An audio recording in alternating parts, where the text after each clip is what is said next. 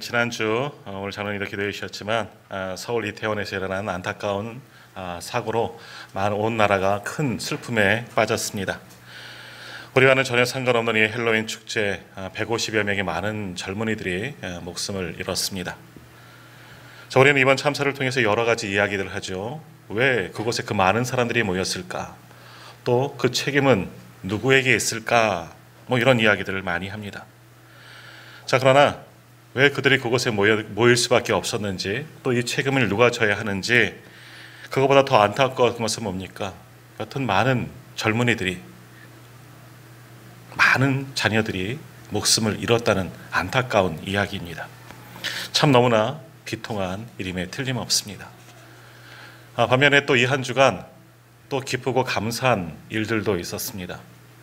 봉화 아연 광산에서 매몰된 2명의 광부가 221시간 만에, 그러니까 9일 조금, 그러니까 10일 가까운 10일 정도 되었을 때 매몰됐던 광부가 구출되었다는 그런 이야기도 있습니다. 참 그건 너무나 감사한 일이고 참 은혜입니다. 자, 이렇게 우리가 살아가는 세상 속에서는 여러 가지 일들이 매일매일 쉼없이 일어납니다. 자, 우리 때만 그랬느냐? 아니죠. 오늘 말씀에 보면 2000년 전 예수님이 사시던 그때에도 동일한 여러 가지 사건, 일들이 일어났다라는 겁니다. 자, 오늘 본문에 보면 두 가지 큰 사건이 일어난 겁니다. 하나는 뭐냐? 1절과 2절에 나오는 빌라도가 예배를 드리는 사람들을 죽인 일이 일어났다는 겁니다. 성전에서 예배를 드리고 있는데 빌라도가 사람을 보내서 군사들을 보냈겠죠. 그곳에서 예배하는 사람들을 살해한 그 사건이 일어나게 되었다는 겁니다. 또 하나의 사건은 뭐겠습니까? 실로암 망대가 무너져서 18사람이 거기에 깔려 죽었다. 끔찍한 사건들 아닙니까? 사고들 아니겠습니까?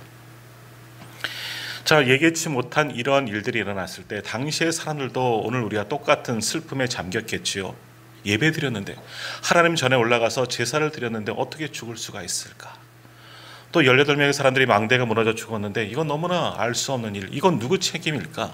정말 알 수 없고 이해하는 일들로 사람들이 정말 비통하고, 또 이 책임이 누구냐? 서로 그렇게 이야기를 나누었을 겁니다. 자, 그런데 당시 유대인들 대부분의 사람들은 아마 이렇게 생각했을 겁니다. 이러한 사건들, 제사를 드렸는데도 죽었다, 실로암 망대가 무너져서 18명이 죽었다 하는 그런 이야기를 들었을 때 유대인들은 어떻게 생각하느냐? 이들은 하나님의 심판을 받아 죽었다고 생각하는 겁니다. 왜? 저들은 저들의 죄로 말미암아 죽었다. 그것이 당시 시대상의 모습이었다는 겁니다.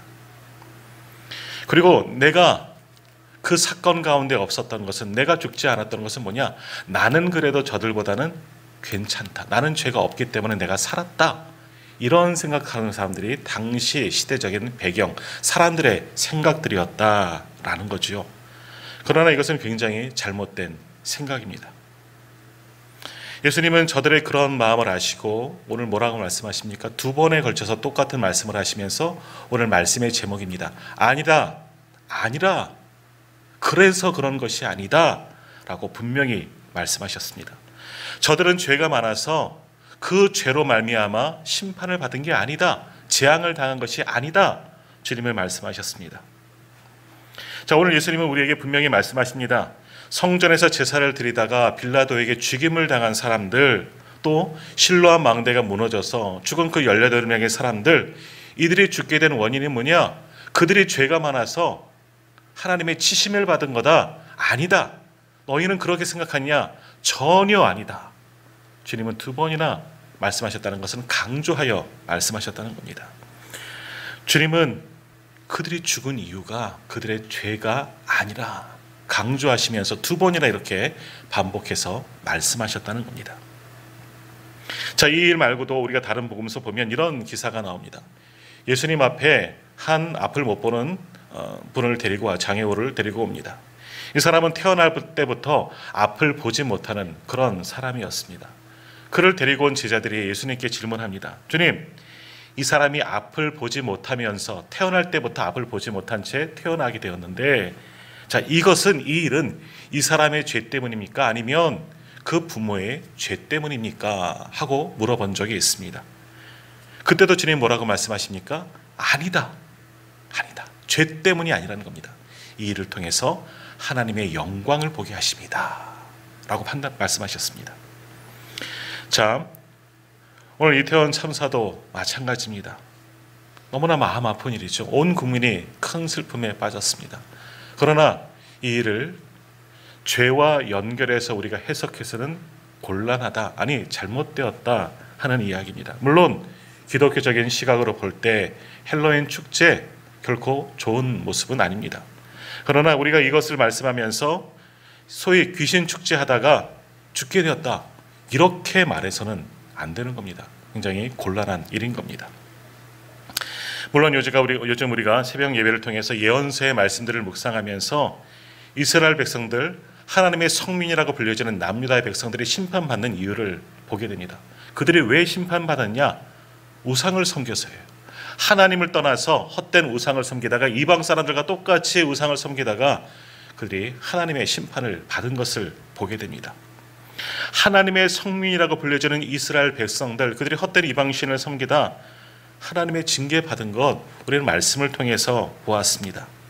그러나 지금 우리에게 일어난 이 사건을 그것과 똑같이 연결해서는 안 된다. 주님도 분명히 오늘 우리 가운데 계셨다면 아니라 라고 분명히 말씀하셨을 것입니다. 자, 우리가 잘 아는 구약의 성경 욥기를 보면 어떻습니까? 욥이 이해할 수 없는 고난을 받게 되었습니다. 그때 욥의 친구들, 이 사람들은 세상 사람들이 아닙니다. 이야기하는 것을 보면 이들도 하나님을 아는 사람들입니다. 그들이 와서 이야기하기를 뭐라 그럽니까? 처음에는 여러 가지로 욥을 위로합니다. 자녀들도 다 잃고 온몸에 병이 들고 큰 슬픔 가운데 앉아있는 욥 위로하러 와서 며칠 동안은 아무 말도 하지 못하고 같이 눈물 흘리며 그를 위로해 줍니다. 그러나 하나둘씩 입을 열면서 말하기를 뭐라고 이야기합니까? 네가 받는 지금 고통은 무언가 원인이 있는 거다. 그 원인이 뭐냐? 가만히 생각해 보면 내가 죄를 지었기 때문이다. 가만히 생각해 봐라. 너는 스스로 의인이라고 그렇게 이야기하고 주장하고 있지만 아니다. 너도 모르는 죄가 너 안에 있을 것이다. 한번 가만히 생각해 봐라. 그 죄로 네가 이러한 고통을 겪게 되는 것이다. 욥은 너무너무 억울한 겁니다.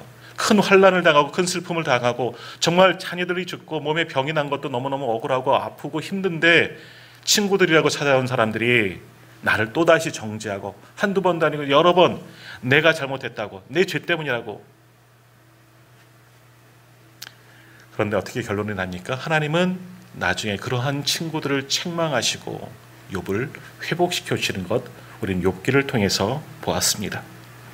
자, 이는 오늘 우리도 마찬가지입니다. 이태원에서 일어난 모든 일 또는 그 외에도 우리 주변에 보면 또 믿는 사람들 가운데서도 고난과 환난이 끊이지 않는 분들이 분명히 있습니다. 믿는 이들도 성도들도 어려움을 겪습니다.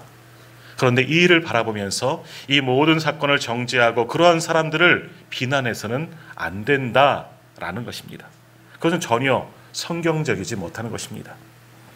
대신 우리는 이 재난을 보면서 우리 자신을 돌아봐야 하는 겁니다. 그리고 내 자신을 돌아본다는 건 뭡니까? 나는 하나님 앞에 합당하게 살고 있는가? 혹시 나는 죄 가운데 거하지는 않았는가? 이런 것을 생각해 봐야 된다는 겁니다. 남을 정죄하는 것이 아닌 나를 돌아봐야 하는 거죠. 오늘 주님의 말씀도 바로 이런 것입니다. 그들이 왜 죽었는가? 왜 고난을 당했는가? 이게 중요한 것이 아니라 그런 것에 관심을 가질 것이 아니다. 그러면서 주님이 하신 말씀이 뭡니까? 3절 말씀 한번 보시겠습니까? 3절 말씀, 너에게 이르노니 아니라 너희도 만일 회개하지 아니하면 다 이와 같이 망하리라. 너희가 만일 회개하지 아니하면 이와 같이 망하리라. 5절에도 동일하게 말씀하시죠. 5절 말씀도 보십시오. 너에게 이르노니 아니라 너희도 만일 회개하지 아니하면 다 이와 같이 망하리라.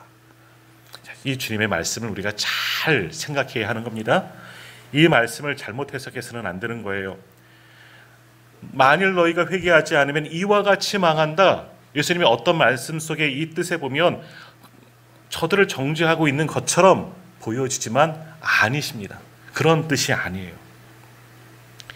우리가 죄를 회개하지 않으면 우리가 죄 가운데 가면 우리도 망한다. 죽을 수밖에 없다. 주님은 그것을 말씀하는 것이 아닙니다. 또 하나님도 보복하시는 하나님, 무자비하신 그런 하나님이 아니십니다. 그러면 오늘 본문에서 주님이 회개하지 않으면 망하리라 하신 말씀의 의미는 무엇이냐, 이걸 우리가 알아야 되는 거죠. 자, 이는 오늘 우리 가운데 일어난 일들을 보면서 그 사건을 판단하고 거기에 얽힌 사람들, 책임의 소재, 세상 사람들은 어찌하든 우리는 그렇게 똑같은 모습으로 그들을 정죄해서는 아니어야 한다라는 겁니다. 그런 게 중요한 게 아니라 우리의 삶을 통해서 나를 돌아봐야 한다는 겁니다. 내 삶 속에서, 모든 상황 속에서 내 자신을 먼저 돌아봐야 한다는 겁니다. 저들이 문제가 아니에요.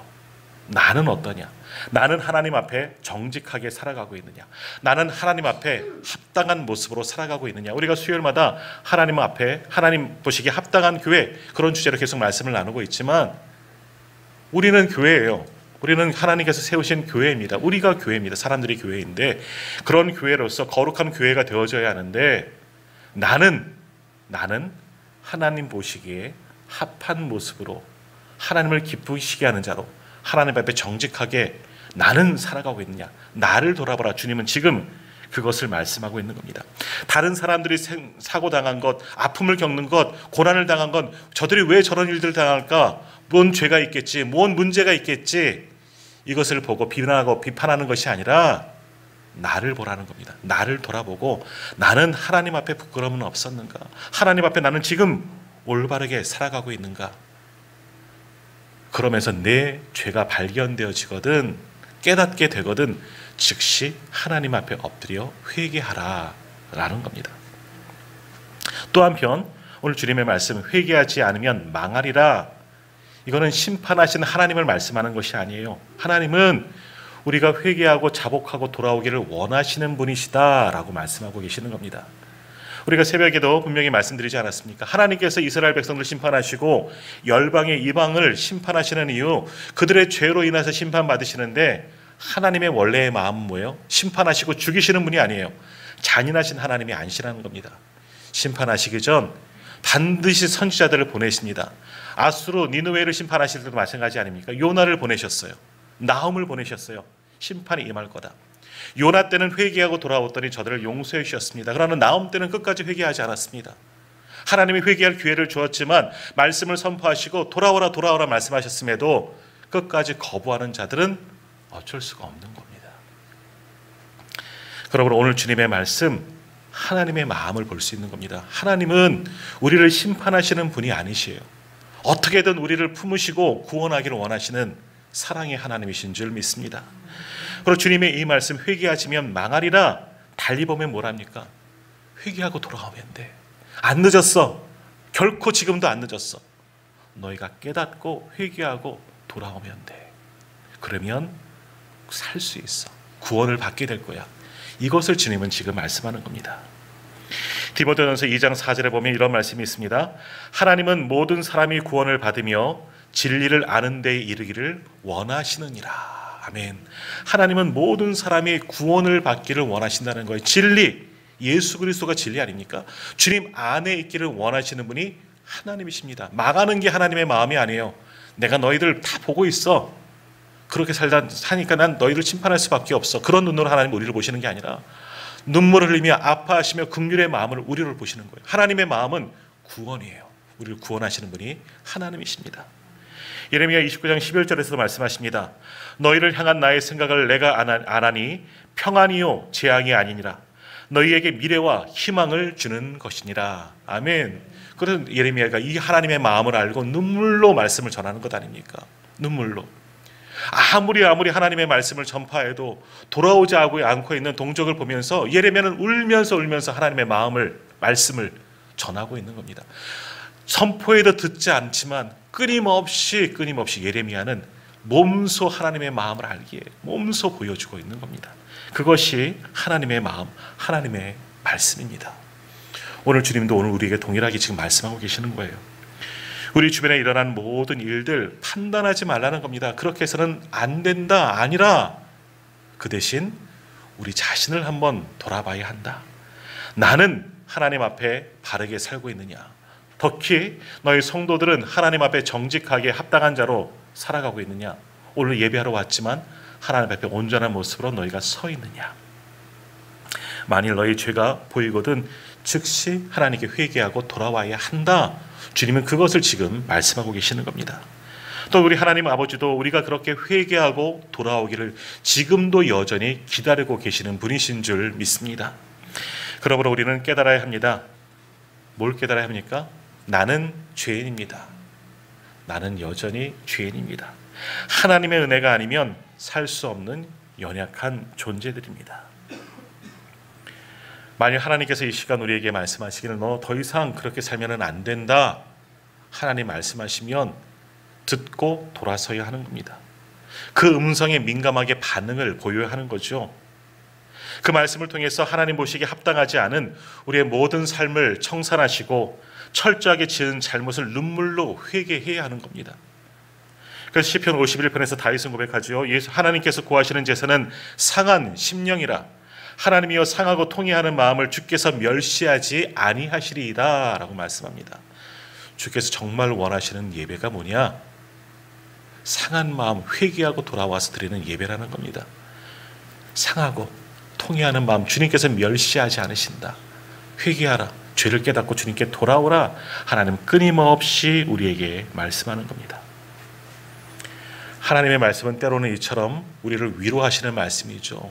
우리를 기다리고 내가 너를 사랑한다, 너를 용서하노라, 너를 품으시는 위로의 하나님의 말씀이 들릴 때도 있지만 때로는 무서운 말씀으로 우리에게 돌아올 수가 있습니다. 우리를 치는 방망이로 우리를 때리는 채찍과 같은 말씀, 오늘도 주님의 말씀을 우리가 그대로 보면 만일 회개하지 않으면 다 이와 같이 망하리라. 얼마나 무섭습니까? 그러나 이 말씀을 다시 한번 보면 소망이 있는 말씀이에요. 소망이 있는. 그럼 망하지 않으면 어떻게 하는 거예요? 단순한 겁니다. 회개하면 돼요. 하나님 앞에 돌아오면 되는 겁니다. 말씀 앞에 서면 되는 겁니다. 정직하게 하나님의 말씀을 붙잡고 하나님 앞에 나아가면 되는 거예요. 오늘 교회 학교에서도 말씀을 전할 때 예수님을 쫓아가면 되는 거예요. 그러면 되는 거예요. 예수님께서 가신 길을 보고 예수님께서 보여주신 모든 것을 보고 예수님이 주신 말씀을 듣고 그렇게 따라가려고 수고하고 애쓰고 노력하면 되는 겁니다. 다른 게 아니에요. 그것이 회개하는 것이고 그렇게 살아가면 구원을 얻게 되는 겁니다. 더욱이 이 시간 우리는 이 슬픔 가운데 있는 이들을 위해서 중보해야 합니다. 하나님께서 저들을 또 남겨진 유가족들을 위로해 주시고 모두가 하늘 소망을 품을 수 있도록 비난하기보다는 기도하는 우리 모두가 되시기를 바랍니다. 저는 이 사건을 보면서 너무 안타까운 게 뭐냐 하면 젊은 사람들이 죽은 것도 안타까워요. 하지만 그 희생자들 중에서는 복음을 듣지 못한 이들이 있지 않았겠습니까? 이게 안타까운 거예요. 왜? 복음을 듣지 못하고 믿지 못하였기 때문에 결과는 뭐겠습니까? 구원을 받지 못했다는 겁니다. 누군가 그들에게 복음을 전해줬더라면, 그들이 믿고 예수 그리스도 앞에 나왔다면 저들은 구원을 받았을 텐데 복음을 전해 받지도 못했고 믿지도 못했기에 구원에 이르지 못한 이들도 분명히 있었다는 생각이 드는 겁니다. 이것이 너무나 마음이 아픕니다. 자, 그런데 한번 잘 생각해 보십시오. 오늘 우리 주변에 복음을 아직 듣지 못한 사람들이 여전히 있다는 거예요. 우리 가족 중에서도, 우리 부모님이나 내 배우자나 또는 우리 자녀들 가운데 여전히 복음을 거부하고 있는 분들, 더 늦기 전에 그들에게 복음을 전해야 하지 않겠습니까? 이것이 구원받은 우리들의 사명이 되어져야 하는 겁니다. 지금 전하지 않으면 다시금 전할 기회가 없을지도 모릅니다. 반드시 오늘 복음을 전하고 반드시 그들을 위해 기도하고 그들이 주님께 돌아오기를 수고할 수 있는 우리 모두가 되시기를 소망합니다. 자, 오늘 말씀 한번 정리하겠습니다. 오늘 우리에게도 마지막 때가 가까이 왔습니다. 오늘 주심의 말씀으로 겸손하게 먼저 내 자신을 돌아보십시오. 내 죄가 보여지거든 회개하십시오. 그리고 주님이 부르시는 그날까지 이웃을 사랑하고 복음을 전하는 일에 최선을 다하며 살아갈 수 있는 저와 우리 모든 성도님들 되시기를 소망합니다. 더욱이 슬픔 가운데 있는 이들을 위해서, 이 나라와 이 민족의 회복을 위해서 기도해야 합니다. 그것이 우리 믿는 성도들이, 우리 교회가 감당해야 할 사명입니다. 더욱 이러할수록 세상의 난리와 소문이 날수록 주님도 말씀하지 않으셨습니까? 끝까지 믿음을 지키고 하나님 보시기에 합당한 모습으로 살아가며 더욱 힘써 더 늦기 전에 주님의 복음만을 증거하며 살아가기를 주님의 이름으로 축복합니다.